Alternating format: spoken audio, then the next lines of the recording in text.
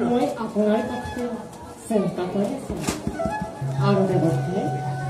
আপোনাৰ আগমনৰ উদ্দেশ্য নাৰায়ণ উদ্দেশ্য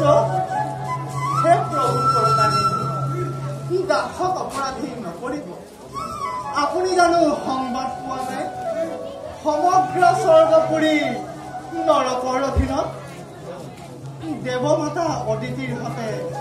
যত দেৱগণ সকলোকে নৰকে ৰাখিছে অন্ধকাৰ কাৰাগাৰত অদিতিৰ স্বৰ্ণকীৰ্তি আৰু কৰুণৰ চৰ্ত সকলোতে কাঢ়ি আনি কৰে অপমান দেৱতাৰ দুখ দুৰ্গতি দেখি মোৰ অন্তৰ দগ্ধ হৈ পৰিছে প্ৰভু তাৰ কিবা উপায় নকৰে নে গোসাঁই দেৱতাৰ দুখ পচন কৰিবই লাগিব নাৰায়ণ কিন্তু নৰকাসুৰ অবাধ্য তাক বধ কৰিবলৈ সহজ নহয় তথাপিতো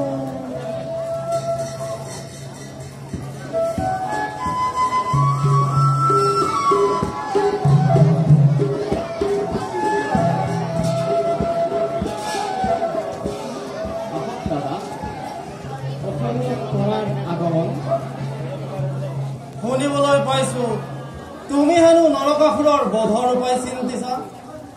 নৰকৰ বিৰুদ্ধাচৰণত কিন্তু মই প্ৰতিবাদ কৰিম তোমাৰ কথা সঁচা কিন্তু দেৱতাসকলকতো